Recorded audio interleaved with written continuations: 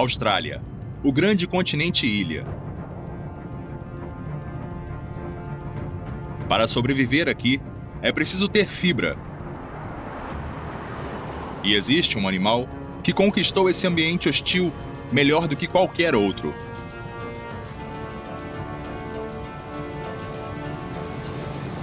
A criatura mais emblemática da Austrália é o canguru, o maior animal saltitante do mundo.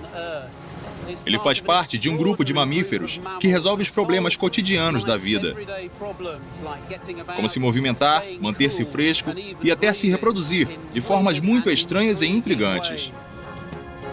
Ao penetrar sob a pele desses gigantes que pulam, vamos investigar sua abordagem peculiar para a criação de filhotes. Vamos entender como animais tão grandes são capazes de saltar e descobrir como eles, junto com outros animais selvagens da Austrália, ajudaram a desvendar um dos maiores mistérios da natureza. Junte-se a nós, enquanto mergulhamos fundo no canguru.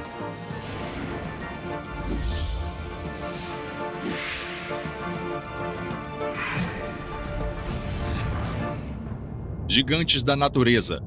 Canguru.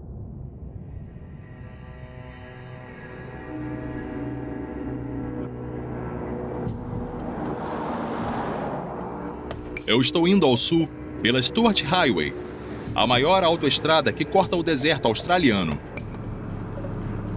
A anatomista comparativa Joy Heidenberg está comigo na busca por cangurus. Em algum lugar por aqui, existem mais de 30 milhões desses animais, mas infelizmente nessa estrada temos as mesmas chances de encontrar um deles tanto vivo quanto morto.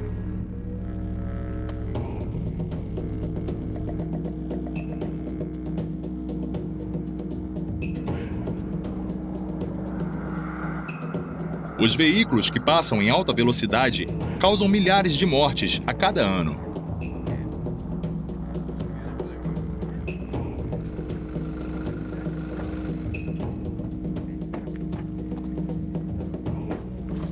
Vamos conferir. Ele parece estar intacto, não parece? É melhor a gente verificar antes. Ele está morto mesmo, está coberto de moscas. É um macho, mas ele está em boas condições? Acho que está bem fresco, um pouco inchado, mas nem tanto. Será que está bom para dissecação? Acho que tá.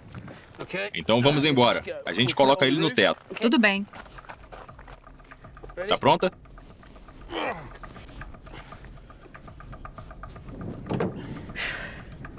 Esse animal azarado é o primeiro canguru que a Joy vê de perto. Puxa um pouco aí se quiser. O corpo dele vai nos dar a oportunidade de explorar sua anatomia singular. Acabou? Acabei. Vamos embora. Estamos de olho em uma fêmea também, para que possamos comparar os sexos, porque os cangurus desenvolveram uma forma realmente extraordinária de dar à luz, que remonta a um passado distante. 220 milhões de anos atrás, na era dos dinossauros, um pequeno animal parecido com um musaranho vivia nas sombras dos gigantes. Ele foi o ancestral de todos os mamíferos. A maioria dos animais dessa classe que sobreviveu até hoje são placentários. Mamíferos como nós, que têm uma placenta usada para nutrir o embrião no útero da mãe. Mas existe outro grupo de mamíferos, os marsupiais, que tem um marsúpio, uma bolsa abdominal. O filhote nasce cedo, é mantido dentro dessa bolsa e nutrido com leite, mas não com uma placenta. Um filhote de canguru esticando a cabecinha para fora da bolsa da mãe é uma das cenas mais estranhas do mundo animal. Juntos, eles parecem até um monstro de duas cabeças. Eu deixo a Joy investigando mais a fundo o ciclo de vida peculiar do canguru, enquanto eu preparo a dissecação.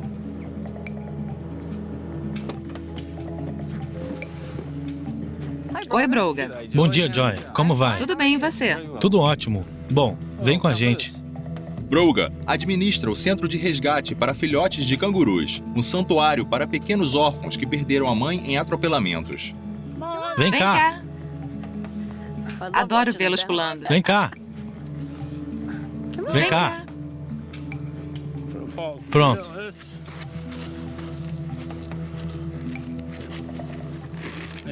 Joy, vem aqui comigo. Olha esse pequenininho aqui. Ele é uma gracinha. Esse é o Mickey. Oi, Mickey. Ele ainda está na mamadeira. Ele é um bebê que eu cuidei. Você quer alimentar ele? Segura aqui. Eu adoraria. É só segurar a mamadeira. Não encosta nele. Tudo bem. Oi, Mickey. Qual a idade dele? Ele tem mais ou menos 10 meses. Então o Mickey vai voltar para a natureza daqui a 4 ou 5 meses. Não tem mais nada para você. Vamos levar isso. Pronto, Mickey? Tudo bem, acabou. Que bonzinho. O pequeno Mick ainda precisa crescer muito mais. As fêmeas dos cangurus, como essas mães, podem pesar até 40 quilos. Mas um macho adulto pode ter o dobro do peso e é muito mais intimidador. Esse é o Roger, mostrando pra gente como ele é grande. Ele tá falando. É, ele tá falando. Tá dizendo, entra aqui comigo. Que eu vou te arrebentar. Isso mesmo, vou te arrebentar.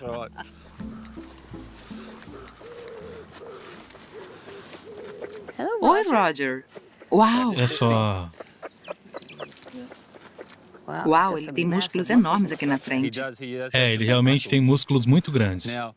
A gente resgatou o Roger quando ele era um bebezinho sem pelos. Ele tinha 4 meses e agora tem uns 4 anos. Ele vai parar de crescer quando chegar aos 10, mais ou menos. Ele já é bem alto quando fica de pé. Ele é mais alto que eu. Quando eles ficam eretos sobre a cauda, é para demonstrar força. Eles estão mostrando aos machos rivais como são fortes, tentando parecer maiores. Vou entrar aqui com o Roger. Geralmente a reação dele é começar uma luta de boxe com chutes. Isso pode ser só uma brincadeira entre velhos amigos. Mas foi só algumas décadas atrás que os homens ousaram subir no ringue com esses adversários de aparência humana.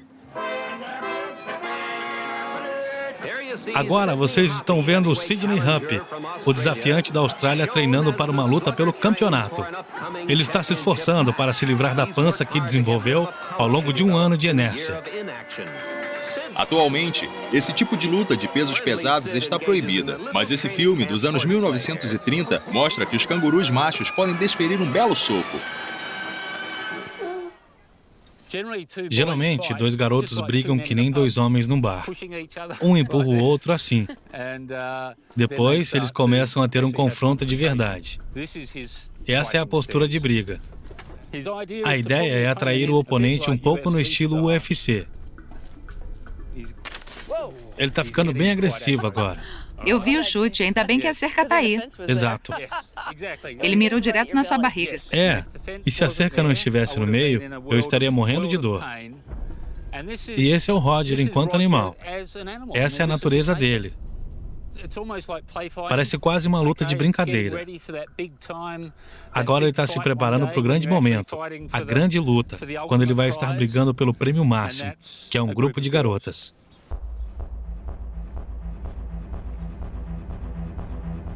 Na natureza, os embates entre cangurus machos podem ser brutais. Socos, chutes e mordidas.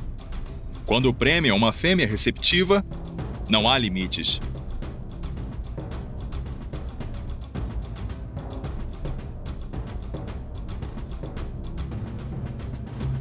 A chance de perpetuar seus genes aguarda o vencedor.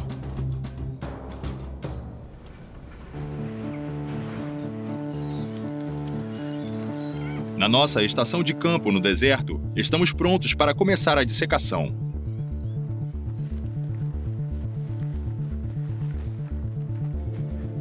Nosso especialista, Adam Mann, é uma autoridade na fisiologia dos cangurus. Hoje vai ser escaldante. Vai. Então, o que temos aqui?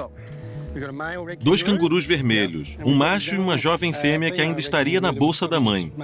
E temos também um ualaro fêmea, que é um parente próximo do canguru vermelho.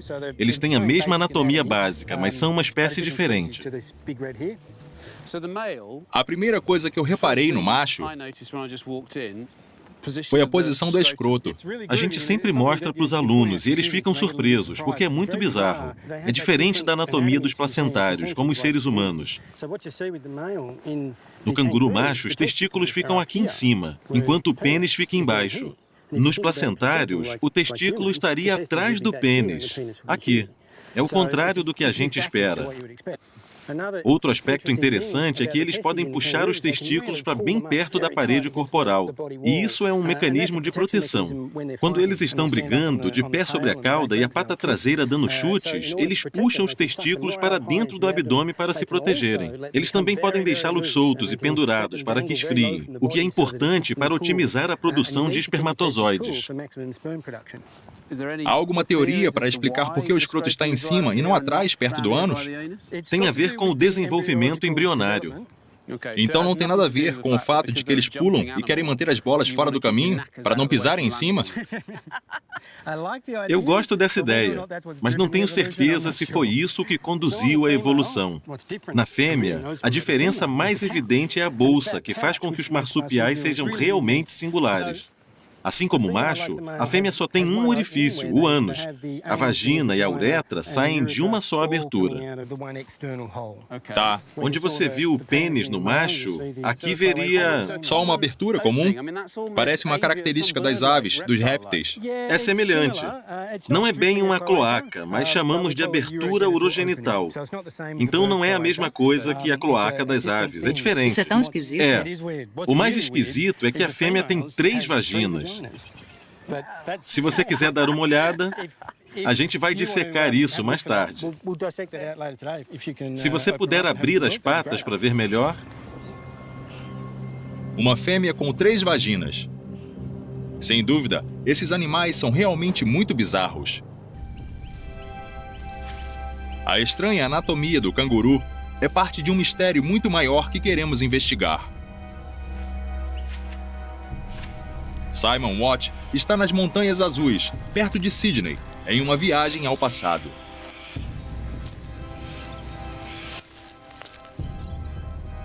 Quando os primeiros exploradores europeus encontraram o canguru, o descreveram como um animal com cabeça de cervo, sem os chifres, ereto como um homem e saltitante como um sapo. Quando eles voltaram para casa, esses relatos foram desconsiderados, como se tratassem de uma criatura mítica. E esses exploradores descreveram muitas outras criaturas estranhas e bizarras, aves gigantes, cães com bolsas e até mamíferos com bicos. Era como se eles tivessem adentrado um mundo alienígena.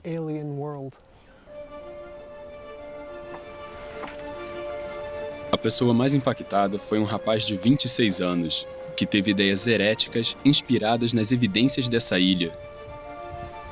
O nome dele era Charles Darwin. Eu marquei um encontro com seu trineto, Christopher, um naturalista que conhece intimamente a influência que a região teve no pensamento do seu ancestral. Oi, Simon. Sr. Darwin, muito prazer. O prazer é meu, Simon. É lindo aqui, né? Lindo. É mesmo. O Charles passou por aqui pelas Montanhas Azuis durante sua viagem pelo mundo. E essa foi uma parte muito importante da sua jornada. É? Preciso dizer que você é um pouco parecido com ele.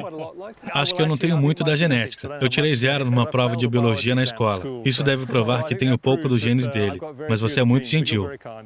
Você sabe se ele viu um canguru Na verdade, aqui? ele veio aqui para tentar atirar num canguru e não encontrou um. Quando você vem à Austrália, quer ver um canguru, mas ele não conseguiu. Tudo que ele achou foi um rato canguru.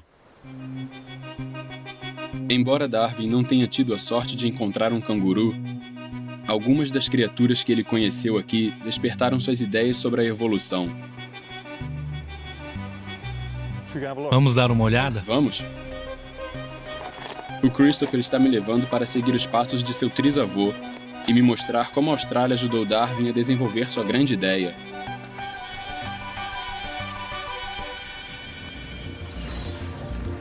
A estranha anatomia dos órgãos sexuais do canguru desafia a compreensão. Mas é o ciclo reprodutivo que torna os marsupiais realmente únicos. Depois de acasalar, os marsupiais têm um período de gestação muito curto. Quando um canguru vermelho se acasala, 28 ou 30 dias depois nasce um filhote. Um mês, comparado aos 9 meses dos seres humanos. Isso, eles nascem muito pequenos. Um canguru vermelho tem 0,8 gramas ao nascer. Nós o chamamos de jujuba. A luta do bebê pela sobrevivência começa pelo surgimento embriônico.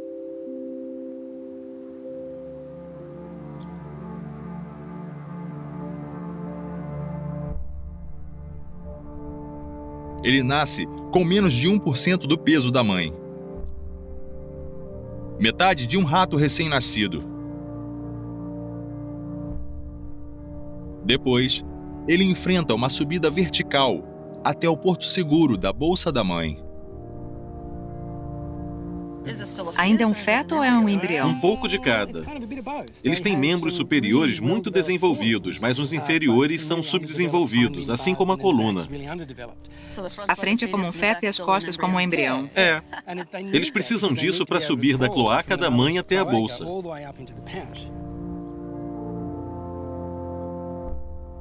Depois de escalar 3 minutos por sua vida, o filhote subdesenvolvido finalmente está seguro. Uma vez que ele se enfia na bolsa, fica sem ver a luz do dia por vários meses. O que há dentro desse segundo útero? Enquanto você está cortando, eu me dei conta que tem um bebê aí. E eles são conhecidos por produzir muitas fezes. O que acontece? Transborda? Não. A mãe limpa e lambe o filhote, estimulando a região cloacal. Então ele defeca e urina e ela limpa tudo. Uau! Eu achei que eles subiam até a borda e defecassem para fora. Não. Agora que você abriu, vemos 4 mamilos. São 4. O canguru vermelho escala até um mamilo e fica permanentemente preso a ele por uns 190 dias. Sem largar. Eles não largam e têm uma boca bem grande para poder se segurar.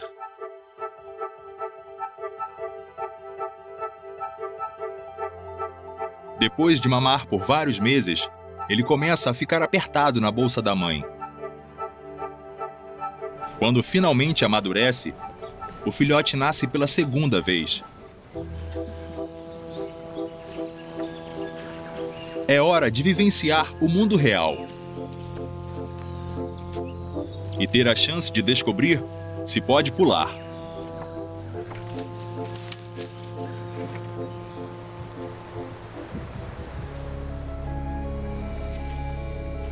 A reprodução é a base da teoria da evolução de Darwin. Durante sua viagem pelas Montanhas Azuis, ele encontrou indícios com cores fortes. Simon, tem uma coisa muito legal aqui.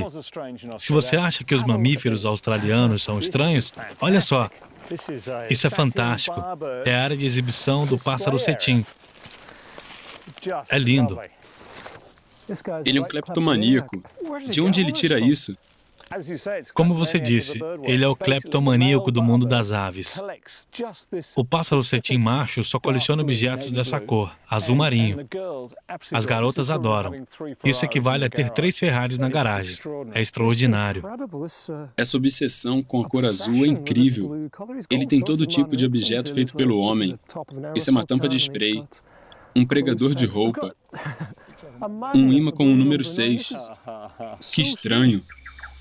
O pássaro cetim macho normalmente decora sua área de exibição com objetos de cor natural, flores, frutas e até insetos brilhosos. Mas como Darwin interpretou isso? Charles Darwin era interessado na seleção sexual. Ele dizia: você tem que ter uma ótima aparência. O pássaro cetim não é muito bonito, então seus aposentos precisam ser atraentes. Não é só a sobrevivência do mais apto, é a sobrevivência do mais sexy. Isso mesmo. Darwin acreditava que a luta por um parceiro explica por que em muitas espécies existem grandes diferenças entre os sexos. Mas havia outra força motriz mais forte em jogo: a seleção natural. As espécies mais adequadas ao ambiente sobrevivem para se reproduzir e se tornam mais adaptadas às circunstâncias. A história evolutiva do canguru é um exemplo clássico. Vamos voltar no tempo, quando a Austrália ficava muito mais ao sul e era coberta por florestas tropicais. Sobrou alguma Vamos ver coisa? agora. É lindo. Eu adoro.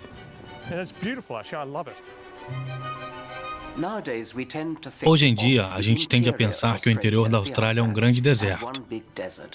Mas nem sempre foi assim. Há 45 milhões de anos, o deserto era uma floresta tropical. Era muito mais úmido e fresco. Os ancestrais dos cangurus e dos ualabis corriam por aí, comendo fungos, arbustos e tudo mais. Depois foi ficando mais seco e mais quente. As florestas diminuíram e a região virou um deserto. Os antepassados desses animais tiveram que encontrar outras formas de viver, de se locomover e de se alimentar. À medida que o clima mudava, os cangurus acompanhavam. Alguns ficaram grandes. O Procoptodon, o canguru gigante de focinho curto, pesava mais de 200 quilos e alcançava folhas a 3 metros do chão com facilidade. Outros passaram a apreciar carne e ovos. O Propleopus era uma versão gigante dos pequenos ratos cangurus atuais. Mas enquanto esses animais se extinguiam, o canguru passou a dominar, se especializando em comer a grama dura.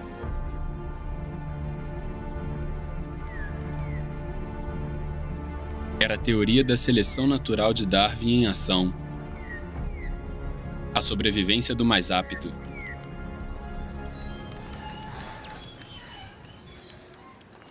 Demos a Joy a tarefa de encontrar não apenas uma ou duas, mas 3 vaginas na fêmea do canguru. Eu e o Adam vamos observar a anatomia digestiva. Esses caras se alimentam aqui, mas comer desse tipo de vegetação não é um desafio específico da Austrália, é? Não é. Mas eles contornam o problema de comer esse tipo de vegetação de uma forma única. A maior dificuldade para se alimentar com essas plantas é que elas têm muita sílica. Eles são herbívoros, então apesar de selecionar quais folhas são mais macias e mais fáceis de digerir, eles comem uma grama muito dura que desgasta os dentes. Mas é extraordinário. A anatomia não parece ser de um animal que come grama. Parece muito mais um rato ou um roedor. É, acho que sim. Você me entende? Uma vaca ou uma ovelha tem uma fileira de incisivos parecidos com esses aqui embaixo e só um coxim córneo em cima. Eles nem teriam dentes superiores. Isso, mas esses caras fizeram um pouco diferente. Se você olhar a mandíbula, os incisivos inferiores não estão fundidos, não são fixos, eles se movem. Surgiram alguns mitos sobre os cangurus e uma hipótese de que eles usariam esses incisivos inferiores como tesouras. Ou rachis. É, mas não é verdade, eles não funcionam assim. Adam está abrindo as bochechas para que a gente descubra o verdadeiro motivo para a dentição estranha dos cangurus. Agora dá para ver os 2 lados do maxilar inferior. Então, a gente pode cortar no meio com um bisturi. Vou tentar. Eles não ficam soltos, mas são conectados por um ligamento. Isso mesmo, eles são conectados por um ligamento. Pronto, agora está cortado, está aberto. Mas você pode ver que eles não ficam ligados por um osso e são muito flexíveis. O maxilar separado do canguru ajuda a manter os dentes em boas condições. As fileiras superiores e inferiores não se alinham perfeitamente. A parte de baixo é recuada, evitando que os dentes da frente se desgastem com a mastigação. Quando ele quer comer, desliza o maxilar inferior para frente e os músculos separam os 2 ossos, criando a superfície perfeita para cortar a grama. Eles pinçam e puxam. Vocês vão Pensam ver. com precisão, pois é uma superfície pequena. É mesmo. E essa é uma das razões para eles serem muito bons em se alimentar seletivamente, porque podem comer pedaços pequenos e muito específicos da grama. Assim, eles obtêm alimento de qualidade. Eu estou intrigado com essa separação. Você já viu isso em outras espécies? As baleias podem separar o maxilar. Elas tentam criar um recipiente grande para pegar muito peixe. Já vi isso nas cobras, mas nos primatas, seres humanos, macacos, hominídeos, o maxilar é fundido. Nos porcos, ele é fundido. Esse grau de separação é muito atípico. É interessante que a forma como o maxilar se desenvolveu em marsupiais pode ser singular, porque há um indício de que quando os filhotes entram na bolsa da mãe, se prendem aos mamilos com a boca, ela fica aberta permanentemente por um grande período, durante o desenvolvimento da mandíbula. Ele nunca tem tempo de se fundir? Exatamente. Então isso pode ser vestigial. Isso mesmo, mas também pode ter evoluído para ter uma função muito boa nos adultos. É muito interessante. Eles com certeza têm uma anatomia muito peculiar. Mas se a gente virar a cabeça assim, parece um cervo. Realmente parece, e não é uma surpresa, considerando o que eles comem. Esses caras desenvolveram o mesmo tipo de solução que vemos nos antílopes e placentários de outros continentes. A cabeça, que parece de cervo, é o resultado de um desvio da evolução. Sempre que observamos a evolução em continentes separados uns dos outros, esperamos ver uma convergência. Animais com o mesmo modo de vida tendem a ficar com aparência e comportamento parecidos. Isso não é um cão. É o Thylacinus, o lobo da Tasmânia. Ele é um marsupial, tirando as listras, é claro. Mas é uma diferença superficial. As patas parecem muito as patas de um cão. São as patas de um animal que corre e caça. A cabeça também parece canina, mas a região posterior não, porque ela tinha um aparelho reprodutor de um marsupial, que é muito diferente. Ele tinha uma bolsa. Assim como os lobos da Tasmânia, na Austrália existem outros equivalentes marsupiais. Suas próprias versões de hienas, topeiras, felinos e até tamanduás. Para Darwin, isso era um enigma. Se os animais daqui eram capazes de compartilhar semelhanças tão óbvias com animais que ele conhecia, por que se tornaram tão diferentes?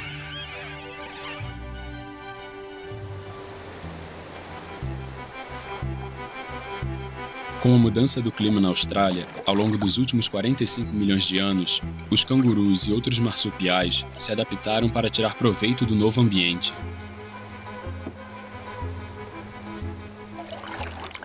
As viagens de Darwin o levaram a teorizar que os animais não são como são por causa da ação dos deuses, mas por causa da evolução através da seleção natural, que os molda para se adaptar perfeitamente ao habitat. Mas por si só, essa ideia não explica por que a evolução parece ter se desviado do próprio rumo na Austrália, produzindo criaturas tão diferentes de todas as outras. Esse mistério está relacionado ao tempo que o continente ficou isolado. Que lugar maravilhoso! Há 200 milhões de anos, quando os primeiros mamíferos ainda estavam evoluindo, a Austrália era parte de um supercontinente chamado Gondwana. África, Índia, América do Sul e Antártida eram vizinhos muito mais próximos. Mas lentamente começaram a se separar. Alguns colidiram com as massas de terra do norte e formaram novos continentes.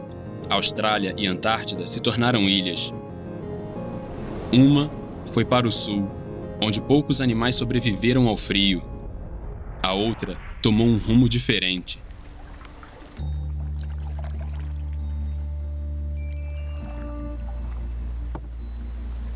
A jangada de animais que era a Austrália deslocou-se para o Nordeste e se manteve isolada nos últimos 45 milhões de anos. Como uma ilha cercada de água, quase não sofreu influências externas. E todas as espécies de animais que pularam na jangada antes que ela se soltasse estavam livres para evoluir como bem entendessem.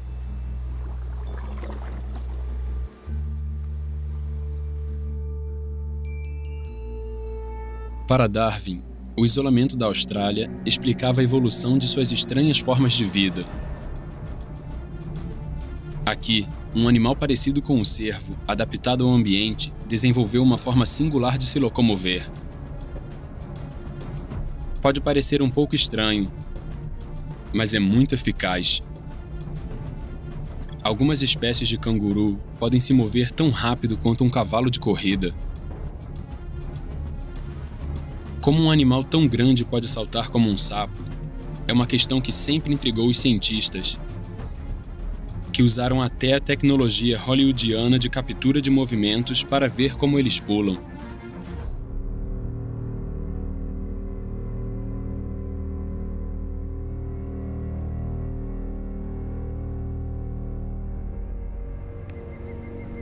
O primeiro passo da nossa investigação é observar as patas.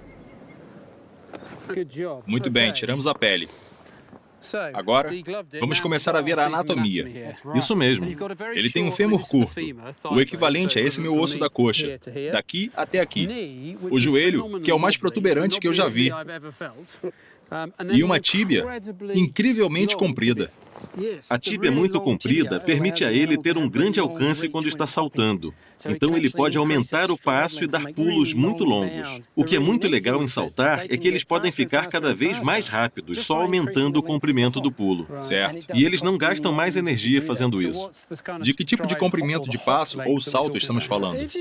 Um macho grande a toda velocidade pode alcançar 7 metros com um pulo. 7 metros em um pulo? 7 metros. Fica aqui, por gentileza. 7 metros? 7 metros. Certeza absoluta. Tenho. 1, 2, 3, 4, 5, 6. 7 metros, um pulo? Um pulo. Isso é uma rua. Com 3 pulos, ele cruza uma quadra de basquete. Dá pra ver como e por quê esses cangurus chegam a 40 km por hora. Eles podem chegar a 50, 60. Uau! Mas em arrancos curtos. Os ossos compridos dão a eles um passo gigante. Mas Adam vai ter que fazer uma dissecação minuciosa para mostrar o mecanismo do salto. A gente isolou o músculo da panturrilha com o tendão de Aquiles. Só para situar, estamos falando desse músculo aqui. Esse aí mesmo. Até o tendão de Aquiles. Isso. Tá. Você pode ver que os músculos se conectam a esse tendão de Aquiles comprido. Quando o animal acabou de pular, o pé está totalmente estendido e ele está acima do chão. Esse tendão é muito frouxo, então ele bota a pata para frente e empurra o chão com o dedo. Posso segurar? Pode. Agora ele está engatilhado, como uma balestra. Então você pode ver como esse músculo da panturrilha e o tendão de Aquiles se estendem. É um trabalho duro. E toda a energia que é investida fica armazenada aqui. Se você soltar, é como se ele estivesse pulando, e essa energia é usada para impulsionar o animal para frente. Essa reação elástica recicla 50% da energia cada vez que o canguru pisa no chão. Os seres humanos só conseguem menos de 1/3 disso. Você tem algum comentário sobre a cauda? Porque a gente nota que ela é enorme. Isso é importante quando eles pulam ou só quando estão parados? É muito importante para o salto, porque quando a gente vê eles pulando, a cauda balança para cima e para baixo. E eles podem armazenar energia elástica nos tendões de trás e também nela. Então, a cauda é um bom contrapeso e ainda é uma forma de ajudar a acumular a energia que é usada para empurrar o animal para frente. Quase como um pêndulo. Como um pêndulo. Diferente dos animais que correm sobre 4 patas, quanto mais rápido o canguru pula, mais energia ele poupa. Mas se esse é um meio de locomoção tão fantástico, por que não vemos mais animais saltando em outros lugares do mundo? Podemos ficar tentados a perguntar por que os antílopes da Austrália adotaram as patas traseiras para pular, enquanto os antílopes da África continuaram galopando com 4 patas. Mas creio que essa pode ser a pergunta errada. Acho que não é certo sugerir que alguma coisa no continente australiano favoreceu o salto e alguma coisa no continente africano favoreceu o galope.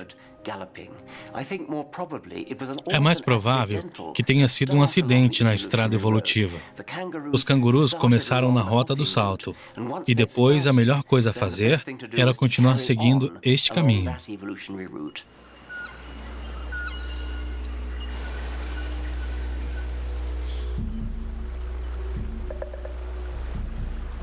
Boa parte da teoria evolutiva de Darwin envolvia o acaso. Não havia um objetivo divino pré-determinado. Mas na juventude, até ele teve dificuldade em desconsiderar a história judaico-cristã da criação. Ele encontrou um animal na Austrália que colocou sua fé à prova. Esse é um habitat perfeito. Esse rio esconde uma criatura misteriosa que ninguém poderia ter inventado, por mais que tentassem. Seu nome é ornitorrinco. Ele tem um bico de pato, uma cauda de castor e, apesar de ser um mamífero, bota ovos. Com sorte, vamos encontrar um deles. Quais são as nossas chances? Bom, quando se trata da natureza, nunca dá para saber, né? Estamos fazendo tudo certo. Essa criatura não é marsupial, nem placentário. Ela pertence a uma terceira ordem de mamíferos, os monotremados, que só existe na Austrália. Eles são muito bem camuflados. Isso que complica. Então, como a gente pode achar um deles? Imagina um pedaço de madeira flutuando rio acima. Eles são mais ou menos assim. Infelizmente, é muito mais difícil ver um ornitorrinco hoje do que na época do Darwin. Enquanto o sol se põe, temos que aceitar que podemos não ter a mesma sorte que ele. Temos aqui um ornitorrinco. Originalmente, seu nome científico era Ornitorhynchus paradoxus. Paradoxus veio do fato das pessoas acharem esse animal realmente muito esquisito. Parece que ele tem um bico como o pato, pelo como um mamífero, bota ovos como um réptil, tem uma cauda como um castor e nada com pés palmados como o ganso. As pessoas chegaram a imaginar que ele era falso, que tinha sido montado com pedaços de vários animais, ou até que Deus estava num dia ruim e o remendou com retalhos de outras criaturas, jogadas no chão da oficina.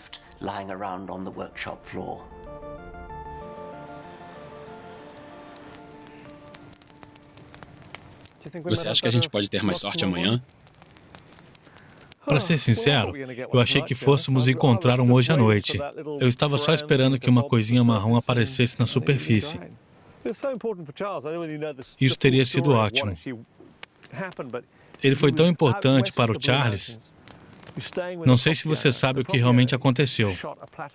Ele estava no oeste das Montanhas Azuis, hospedado na casa do dono de uma propriedade que matou um ornitorrinco para ele.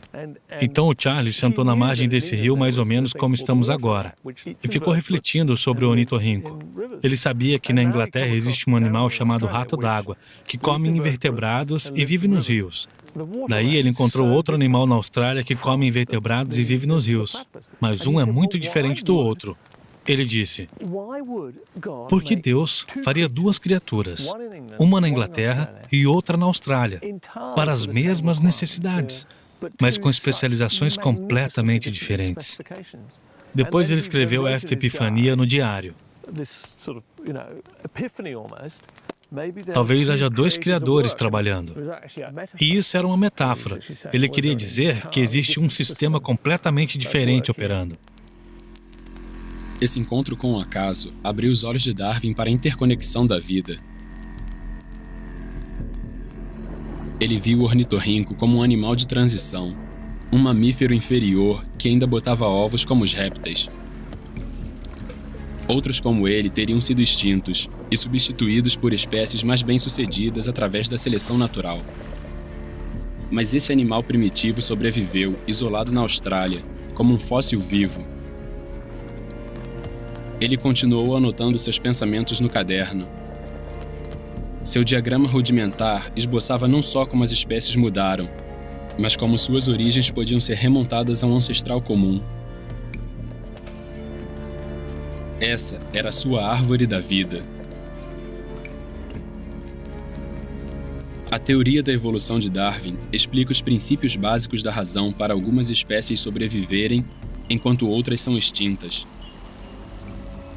A seleção natural funciona de forma misteriosa. Por exemplo, como dar à luz um bebê tão vulnerável pode ser uma boa estratégia de sobrevivência.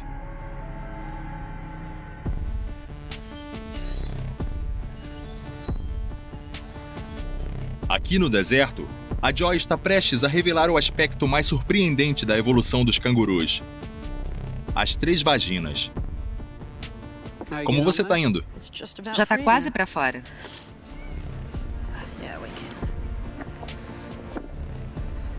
Então, explica a configuração para a gente. Aqui é a abertura comum para fezes, urina e filhotes. Essa parte é o reto. Dá para ver que tem um pouco de cocô passando por aqui. E isso é a bexiga, na frente. Eu abri para você olhar. Viu a bolsa? A bexiga é muito pequena, mas eu suponho que eles sejam muito bons em conservar a água. São sim. E as vaginas? As vaginas, a parte que você adora? A gente está vendo uma aqui, mas não é a única. Tem uma aqui e outra aqui. Realmente são 3. 1, 2, 3 vaginas. Muito esquisito. Parece que elas têm uma conexão em comum aqui. Mas logo acima, se a gente empurrar isso para lá, tem 2 corpos para 2 úteros. Então, 2 úteros. Exatamente. 2 úteros onde os filhotes podem se desenvolver. E esses 2 nódulos na extremidade são os ovários. Os óvulos são produzidos aqui. Adam, explica pra gente o que acontece nessa anatomia. Quando o macho insemina a fêmea, o esperma sobe uma das vaginas laterais e não passa pela do meio. Os espermatozoides chegam aqui e fertilizam um óvulo, que depois se fixa num dos úteros. Agora, a parte interessante é que quando o filhote ou o embrião chega ao tamanho certo e está pronto para nascer, ele não desce pelas passagens laterais, ele vai direto pelo meio. E a primeira vez que essa vagina abre é quando a fêmea dá à luz ao primeiro filho. O estranho trato reprodutivo do canguru é o resultado de uma tubulação intrincada. Os uréteres, os tubos que conduzem a urina dos rins à bexiga, passam entre as vaginas, mantendo-as separadas. Mas nos mamíferos placentários, como os seres humanos, os tubos fazem um caminho diferente e os lados são fundidos para formar uma única vagina maior.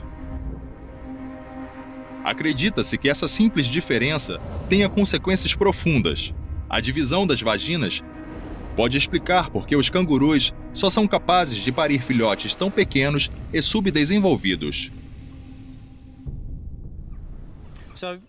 Enquanto ter filhotes que nascem subdesenvolvidos pode ser considerado uma desvantagem, aqui isso se mostra extremamente vantajoso. Como assim? O que acontece é que quando eles acasalam, um embrião é concebido e nasce 28 dias depois. Ele entra na bolsa da mãe e se prende ao mamilo. Alguns dias depois que esse primeiro filhote nasce, ela acasala de novo e isso gera um pequeno embrião, que é mantido no útero em inércia, num estado de animação suspensa, e ele fica lá até que o primeiro filhote deixe a bolsa da mãe. Então o sistema é acionado de novo e o pequeno embrião continua crescendo e nasce uns 30 dias depois. A mãe fica com um filhote fora da bolsa, mamando ao colocar a cabeça de volta e sugar o mesmo mamilo que usava antes, enquanto o outro filhote fica dentro da bolsa preso a um mamilo. E alguns dias depois, ela entra no cio de novo. Um macho acasala com ela e fertiliza outro óvulo. E ainda tem um embrião no útero. De reserva? De reserva. Ao invés de ser primitivo, isso me parece uma solução muito inteligente.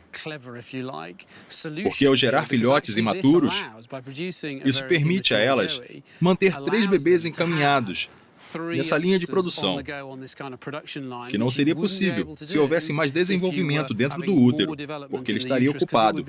Isso mesmo. É um sistema muito inteligente. É um sistema muito inteligente, porque se elas perderem um filho, se ele morrer de fome ou de sede, por exemplo, quando a seca acaba e começa a chover, a surgir mais comida, elas já estão com o filhote preparado, esperando para aproveitar a oportunidade. Eles são animais que têm a habilidade de lidar com um ambiente que não só é árido, como imprevisível. E tudo se resume ao seu sistema reprodutor singular.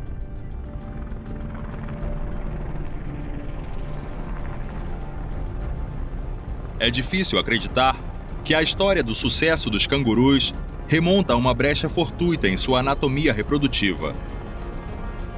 Mas ao manter-se prenhe quase constantemente, a seleção natural tropeçou em uma incrível estratégia de sobrevivência nesse canto isolado do mundo.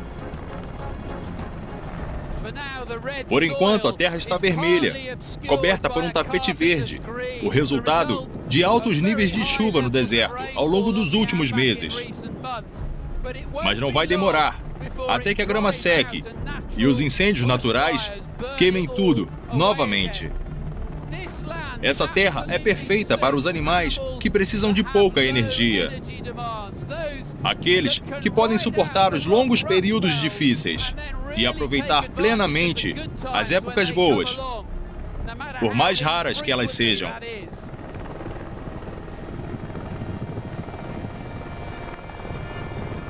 A evolução desse ícone australiano, com sua anatomia estranha e maravilhosa, é típica desse continente.